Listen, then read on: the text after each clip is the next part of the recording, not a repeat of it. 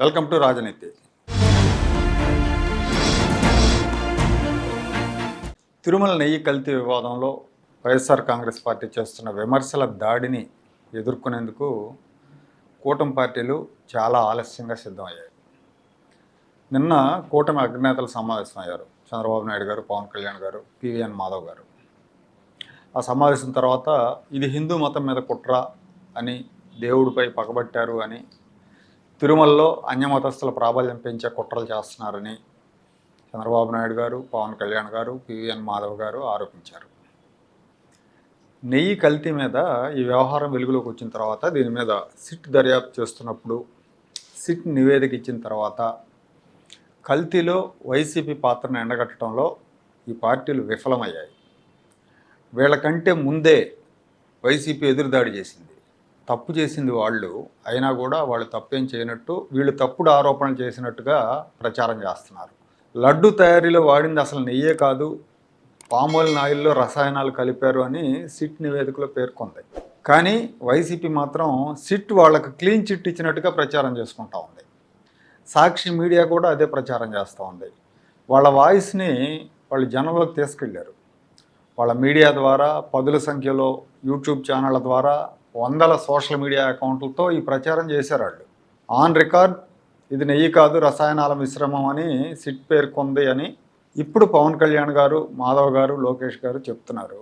బాత్రూంలు కడిగే రసాయనాలు కలిపారని చంద్రబాబు నాయుడు గారు చెప్తున్నారు. ఇదే ముందు నుంచి చెప్పుంటే దాన్ని ఆ పార్టీ నాయకులు, ఆ పార్టీల నాయకులు, కార్యకర్తలు జనంలోకి తీసుకెళ్ళి ఉంటే వైసీపీ నేతలు ఇంతగా రెచ్చిపోయేవాళ్ళు కాదు, ఇంతగా జనాన్ని నమ్మించే ప్రయత్నం చేసేవాళ్ళు కాదు, డిఫెన్స్లో పడిపోయేవాళ్ళు. అసలు కల్తీయే జరగలేదు నెయ్యిలో అన్నట్టుగా వాళ్ళ ప్రచారం తారస్థాయికి పోయిన తర్వాత ఇప్పుడు కూటమి నేతలు ఎదురుదాడి మొదలుపెట్టారు. ఈ ప్రచారాన్ని ఎదుర్కోవాలని, అలాగే ఏకసభ్య కమిషన్తో విచారణ జరిపించాలని నిర్ణయించారు. ఈ వ్యవహారంలో బీజేపీ వాళ్ళు మరింత క్రియాశీలం కావాలి, బీజేపీ అయితేనే ప్రజల్లోకి, బీజేపీ వాళ్ళు మాట్లాడితేనే ప్రజల్లోకి బలంగా వెళుతుందని చంద్రబాబు నాయుడు మాధవ్కు సూచించారు. నిజానికి కల్తీ నెయ్యి విషయంలో BJP board member Bhanuprakash Reddy మొదట బాగా ఆయనే హైలైట్ చేసి హడావుడి చేశారు బాగా. కానీ ఆ తర్వాత బీజేపీ వైపు నుంచి చప్పుడు లేదు. జనరల్గా హిందూ మతం, హిందూ దేవుళ్ళకు సంబంధించిన వ్యవహారాల్లో చిన్న చిన్న తప్పులు జరిగినా కూడా పెద్ద పెద్ద హడావుడి చేసేవాళ్ళు. ఎందుకో ఈ విషయం మీద అంతగా దృష్టి పెట్టలేదు వీళ్ళు.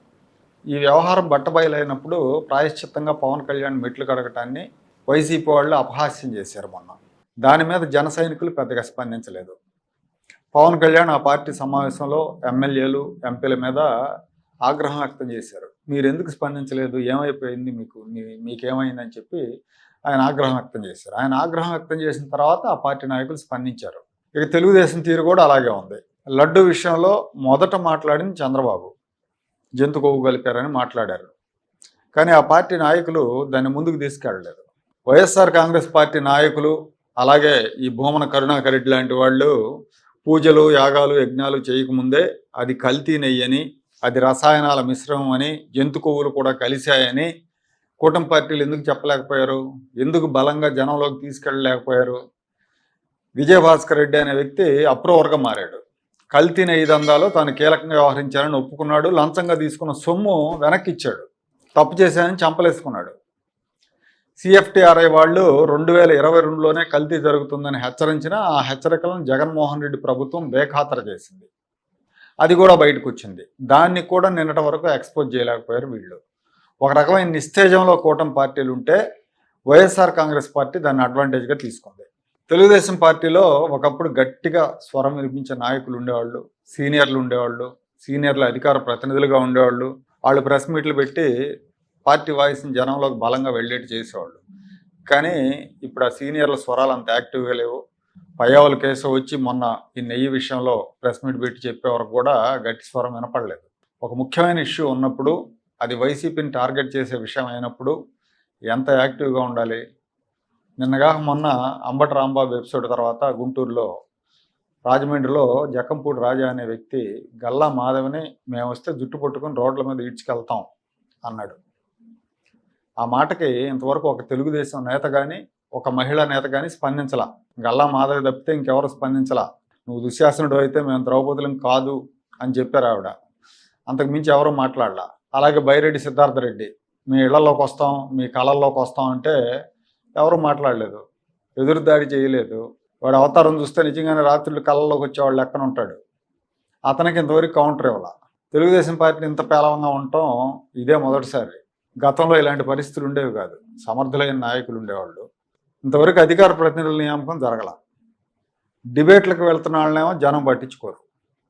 సబ్జెక్టు, ఆరేటరీ స్కిల్స్ ఉన్న వాళ్ళని అధికార ప్రతినిధులుగా పెట్టుకోవాలి. పార్టీ అధికారంలోకి వచ్చి 2 ఏళ్ళు అవుతుంది. ఇంకా పార్టీ పరంగా పదవులు నియామకాలు ఉన్నాయి పెండింగ్లో. అలాగే అనుబంధ సంఘాల పదవులు పెండింగ్లో ఉన్నాయి. ఇంకా కొన్ని నామినేట్ పోస్టులు కూడా భర్తీ చేయలేదు. 2 ఏళ్ళు గడిచినా కూడా భర్తీ చేయకుండా చంద్రబాబు గారు ఏం చేస్తున్నట్టు? ఇంకెప్పుడు చేస్తారు?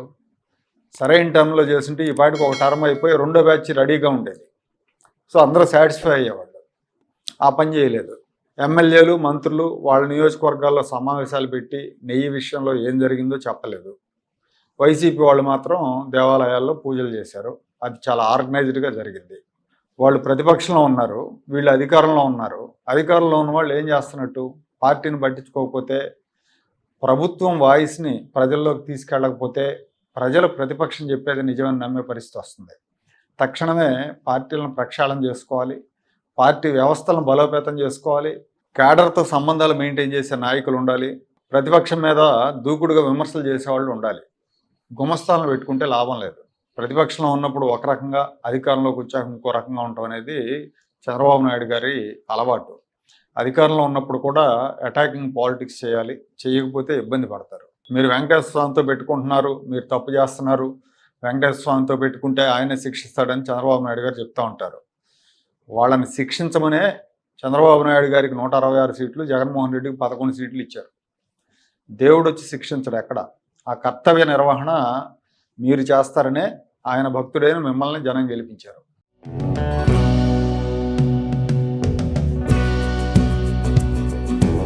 Like, share and subscribe to Rajaniti channel.